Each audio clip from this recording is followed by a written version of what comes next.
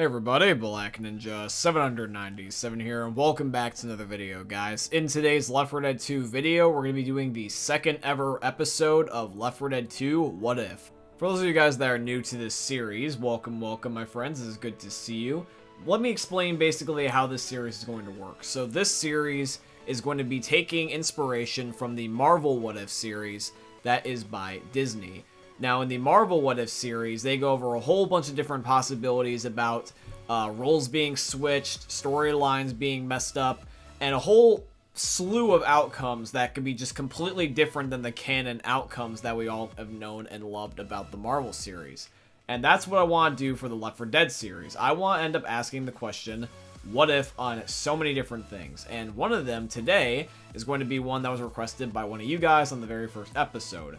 And this request was to talk about what if the survivors ended up making it to the evacuation helicopter at the beginning of Dead Center. So that is going to be the theme for today's episode. If you guys end up enjoying today's video, please end up dropping a like, comment, subscribe, and all that beautiful stuff.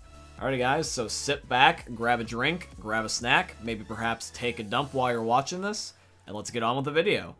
So what would happen if Ellis, Coach, Nick, and Rochelle all ended up getting to the roof on time at the beginning of Dead Center and got on and escaped via the evacuation helicopter? Well, my friends, there is a couple of scenarios that we could go over, and let's discuss the very first one, which is that they end up getting on the helicopter, but however though, instead of being able to get to their rescue, or in this case their planned destination, the helicopter pilot ends up turning into a zombie. This has happened throughout all the other campaigns, and it's a part of the story where basically, since the survivors are carriers, even though they are immune, they end up spreading it. Kind of like, you know, the whole entire pandemic thing going on right now with the word I can't say because the YouTube will flag it. But basically, it spreads from person to person, even if you are immune, essentially, or in this case, non-symptomatic. So what could happen is that the helicopter pilot, or in this case, their rescue, could just end up dying. They could end up infecting him, making him turn into a zombie, and then the plane ends up crashing, and then they can either land in a campaign that we end up knowing, such as Dark Carnival, or Swamp Fever, Hard Rain, The Parish. Like, theoretically, they could go anywhere. It depends on where they crash. Or they could go somewhere new. Now, if they were to do this for the sake of fun and creativity, instead of taking the easy way out and just saying, oh, they just go to Dark Carnival, and then they just do the normal classic thing with a slight intermission in between, let's say they end up going somewhere new. Alright, let's just say that they go somewhere new, just for the sake of funsies, and so that way we can daydream. So, picture this. Imagine if your head, if you would please, that instead of going to one of the locations that we have done before, think of something crazy, think of something fun, and think of a really cool location that our characters could go to. This could be, theoretically, a Left 4 Dead 1 location, but twisted. Perhaps, maybe, they could go to the Sacrifice. They could go to the Port, and then they can end up having their own version of the Sacrifice. Ooh, wouldn't that be different? You know, because remember in the Left 4 Dead comics, that what happened is after Blood Harvest, when the Left 4 Dead 1 survivors got rescued, they ended up shortly going over to the Sacrifice. Maybe our characters end up going to the Sacrifice, and we have a Left 4 Dead 2 style type of Sacrifice circumstance. You know what I mean? Although that one will be hard to do, because keep in mind is that this is based off a Dead Center. The characters don't know each other as well. So they might not be in a situation where they're as attached to each other and as willing to sacrifice. They might end up dying trying to fight and just blunt force it and not try to think of the well-being of each other just straight off the rip. But it could happen. So there could be a circumstance where they go to the Sacrifice. There also could be a circumstance where, let's say, they just go to a full-on brand new map with a brand new location, everything, which then sets up another sets of chains of events where they can end up meeting new survivors. They might have not met Zoe, Lewis, and Francis if they went down this path. They also could have had circumstances where they could have just ended up having a happily ever after at the new location right after they crash. They could have actually done a thing where they crash in an area on an island. They could have had Bill's circumstances that he wanted, where they get onto an island that they can end up holding down. The plane could just go, hey, we're flying over the water now, and crash, and then they go onto a island, and the island is able to be saved, and they can end up inhabiting it, and that's their new home. That could be a circumstance. But let's just say that for the sake of making the story not only more detailed and more fun and creative, let's just make it also just easier and just say that the helicopter pilot just does not die. Let's just say that they don't infect him somehow. Let's say they take the precautions. They're immune to themselves. Whatever you would like to believe. So this circumstance, the military, or in this case their rescue vehicle, their pilot, doesn't end up turning. I'm assuming at this point they would probably go to a military base regardless if this individual person was military or not. But I do believe that the same helicopter in the dead center is the one from the parish, which therefore is a military-owned one, or at least military operated or affiliated with. And this means that they probably would end up going to the military, because that's their goal at the end of the day. They're trying to get rescued, and Ellis, Coach, Nick, and Rochelle are all trying to get to the military. That's their goal. So if they end up getting to the military, they could be in a situation, once again, also a lot like the Sacrifice, or in this case, the Sacrifice comics, to be more specific, where the Sacrifice comics, where Zoe, Lewis, Francis, and Bill, they're starting to get into a situation where they're trying to have the survivors basically be as their guinea pigs. They're trying to experiment on them. They want to see why they're immune. They want to end up seeing if they can end up using them to the benefit of them to end up curing or end up stopping the zombie apocalypse. They also just might be just not trusting them, and they just might want to end up killing them, and that's, you know, that's the end of the day. That's their main objective. Now, I'm not saying that the military in Left 4 Dead might be that truly cold. They look very, very cold and very, very bad in the comics. I will say that, is that they very much seem untrustworthy, with the exceptions of a few moments such as, the survivors being able to convince them otherwise, or just in general that not every one of them all seems just as bad as the other, because some survivors, or in this case some military personnel in the Left 4 Dead Sacrifice comics, some seemed more willing to work with the survivors, such as the two guards that originally team up with them at the end, or maybe even the scientist that decides to back off the testing and decides to end up just trying to talk with them and end up trying to sort things out, rather than just forcing himself upon them, if you get what I am inferring to. So what Nick, Coach, Rochelle, and Ellis would be in with this circumstance would be very similar, I feel, personally. They probably would end up having it where they would be in a testing area where they're going to be trying to be experimented on / just interrogated until they end up having every single question exhausted out of them. Because it's the same military. I don't think it would change much from Left 4 Dead 1 to the Left 4 Dead 2 crew, minus a few exceptions. Now, the difference between the Left 4 Dead 1 crew and the 2 crew, like I said, is they know each other with the Left 4 Dead 1 crew more than they do in the Left 4 Dead 2 crew. So either the character development would have to happen like abnormally fast. I don't know if they would have a lot of catching up to do necessarily. And they probably wouldn't have a natural strong bond anyways, because they wouldn't have tried to survive with each other as long. They would only have gone through one map. And technically not even one map, like the beginning, barely anything in the map, because, sure, they were surviving pre-Dead Center, but not nearly as long as going through Dead Center in full, Dark Carnival in full, Swamp Fever in full, Hard Rain in full, and the Parish in full. That's a lot of maps. Now, yes, even though canonically in the story, from Dark Carnival to the Parish ending, from beginning to end, that only takes place over one day. But even in that one day, that's a lot of surviving and a lot of caring about each other and trying not to die and just trying to just survive. That makes you bond with someone quite a lot. So maybe they might bond with each other, as much, but I doubt it. So they probably would have a weaker bond, I'm just saying. So Nick would probably still be a lot more selfish. Ellis and Coach would probably be the most sympathetic, but they probably wouldn't have nearly as much of a connection, lack of nicknames. They probably wouldn't know each other by name, really, or at least they're like nicknames that they give each other. And then Rochelle, I feel like, would be someone in the middle, more towards the side of probably Ellis and Coach, but a little bit more like Nick. Because she is sassy and just kind of at times a little bit of a smart aleck. That's just my personal belief on my take on Rochelle.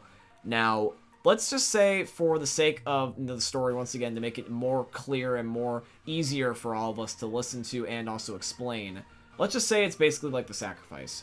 And I'm even going to do it in such a way that, you know how the characters, when you end up selecting them, if you go from, like, let's say the Left 4 Dead 1 campaign to the Left 4 Dead 2 campaign, it will auto-load a certain character. So, for example, I don't know if you knew this, but when you're playing as Bill in a Left 4 Dead 1 map, if you don't go back to the main menu and instead you just try to switch over to a Left 4 Dead 2 map, it will automatically make you Nick.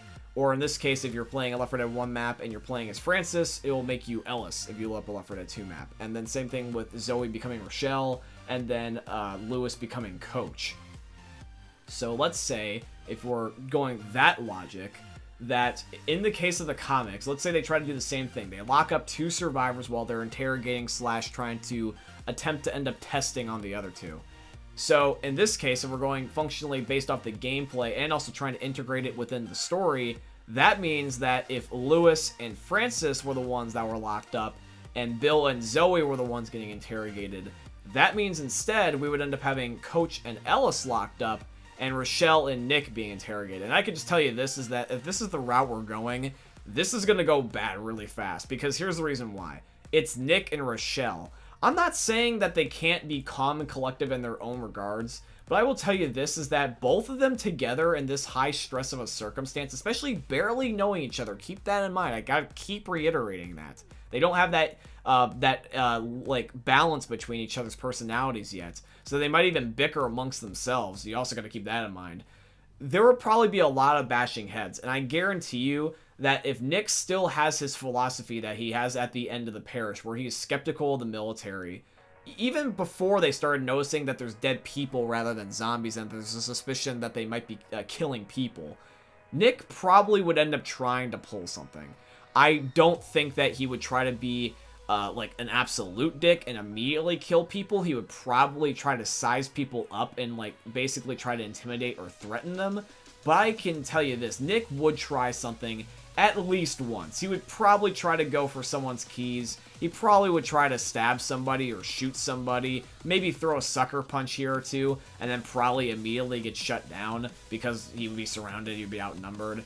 And in that circumstance, sure, it probably would not end up escalating too much in anything, because in this circumstance they would need them. But they have the other 3. They could easily just kill Nick. I mean, if Nick's really causing that much problems, and they still could afford to use Ellis, Coach, and Rochelle, they very well might have the ability just to say, hey, just shoot Nick.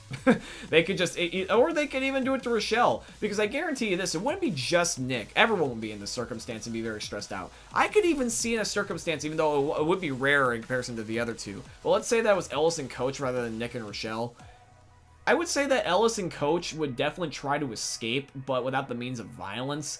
Maybe there might be a comeuppance, where, like, let's say Coach and Ellis are being like, hey, you know what, I'm going to try to sneak their keys, or hey, like, let's try to escape when they're not looking, or I'm going to distract them, or we're going to knock them out rather than trying to murder them flat outright.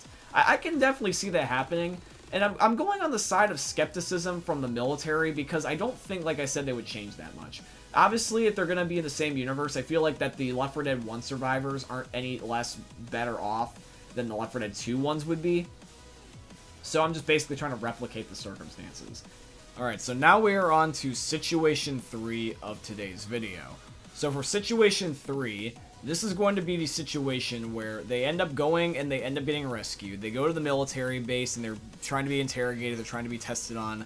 But however, though, they successfully escape. But the ways of escaping, I feel, would be different than the way that the Left 4 Dead 1 crew ended up doing it. Because with the Left 4 Dead 1 crew, this is the reason why I think so. With the Left 4 Dead 1 crew, I'm going to be kind of stereotypical here when I say this. It might sound kind of unfair, but just think about it from a different point of view here in just a second. Just bear with me. When it comes to the Left 4 Dead 1 crew and the Left 4 Dead 2 crew, let's look at them from their stereotyped position, alright? So with the Left 4 Dead 1 crew, you've got ex-Vietnam military veteran, you've got ex-criminal biker dude, you've got office clerk, and then you've also got a young, just a young teenager / young adult, just female. And then with the Left 4 Dead 2 crew, you have got a mechanical worker, with like an auto shop worker. You've got a old high school football coach. You've got a news reporter, and you've now got also a ex-convict or a gambler. And the thing is, with these circumstances, with these different groups, which one of you were a military personnel in the zombie apocalypse with a means to keep these people under high lock and key, which one would you be more suspicious of?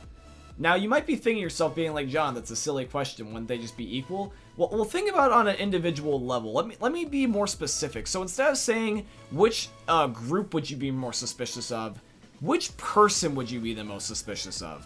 And keep in mind that both groups have one person that sticks out, and that's Francis and Nick. Now, Francis and Nick are similar, and they're also different. They are both in a circumstance where the military will keep an extra close eye on them because of their past. Francis and Nick are both ex-convicts because they've been in some stuff before. The thing is with Nick, though, is that I feel that due to Nick's personality, and he would probably make this known right away to them, they would probably end up keeping him on high alert because of the fact that he would probably not only end up having a very, very, very big temper tantrum at least once, but he just also is just, you know, he's very hard to miss. It's like, we got ex-convict, gambler, dickhead. It's like, Nick is very obvious what he is, and to a military person in a zombie apocalypse, they'd be like, yeah, lock that guy up, I'm not dealing with this shit, I'm going on my break. So yeah, Nick would stand out hardcore, and I probably would say he'd stand out more than Francis. Because at least out of everybody, I feel like that Francis is the more calmer of the two between him and Nick. Even though they're similar, yes, in their own ways, and Francis could be at times just as bad as Nick, but Nick's definitely the most hot-headed out of everybody. We all know this. If you play Left 4 Dead, you'd be lying to yourself if you would say otherwise. He can be calm, he definitely can be calm, but he is the most hot-headed out of everybody. So, in this circumstance, I don't think they would make friends. I don't think that they would escape with the assistance of the guards, because the guards would probably keep such a high profile on Nick that they probably wouldn't trust anybody he's associated with. Even though Ellis and Coach and Rochelle are very nice, but if you guys have reasoning to make me have a different opinion, definitely feel free to let me know. I would like to believe otherwise. I'd like to look at other opinions. Maybe they might have convincing power, who knows? Or maybe Nick might surprise me if you clarify and point out something that I missed. But I feel that probably the circumstance that would happen was they would just escape on their own. They would have a circumstance where they would probably end up getting someone's keys. Probably going to end up being Nick in the scenarios, because keep in mind that going back from a second ago, if they're playing as the character or based off the way that they spawn in the game, in this room that's getting interrogated right now, or in this case the ones that technically has the ability to roam free or has access to get to stuff, would be Rochelle and Nick, because they would be substituting for Bill and Zoe. Nick would definitely try something. He has the means to do it. He wants to do it. He is the type of person to do it. Probably, if he could successfully do it, it would most likely be getting someone's keys and freeing the other two. Because even if he doesn't know Coach just as good as he did before, same thing with Ellis, he would want to end up having the extra manpower, because they would want to escape just as bad as he does. Rochelle would also probably convince him, just because Rochelle would be a lot more nicer than he would be. I could definitely see Nick being like, hey, I'm just going to escape, and then Rochelle being like, what the hell you mean, boy? You get your ass back there. We're going to save everyone. I don't know why for some reason I made Rochelle like more stereotypical black woman than she is, but I can imagine her giving him shit. But, yeah, like, dude, like, I can definitely see a circumstance like that playing out, and they would probably end up fighting their way through. They probably would get a couple of guns. I can also see the keys being like those like old prison keys, where it's like it's got a key for basically everything. They could get a gun. Maybe even a hostage. They could maybe get the one guard and use them as a way to get to a hostage situation, so they could unlock the gun room, and then from there just grab a couple of guns and then just fight their way out from there. Or they could go the stealth route, but they would bust out on their own. In my humble opinion, they would. I just can easily see it. Knowing how hot-headed Nick is, he probably would want to end up bashing a couple heads before he escaped. Maybe knock some guys out. Maybe have a fist fight or two with a couple of people, and maybe he might kill someone. He might kill someone at least once or twice. But I feel like he definitely wants to kick someone's ass, knowing Nick. Hell, everyone else after being stressed out probably might want to kick someone else's ass. And you know what? Maybe Nick might rub off on them. Maybe because he's in this high-stress circumstance, maybe because of the fact that they all want to live, and maybe because of the fact that they all are pissed off at the military. You know what? Maybe they might all agree with Nick. Maybe they'll be like, you know what, Nick? Yeah, you're right. Let's kick some ass. And they might just shoot everybody. It could happen. But now, guys, we got one last bonus circumstance, and this one's probably going to end up being the most fun out of all of them. Is it the most likely? We'll discuss that in a minute.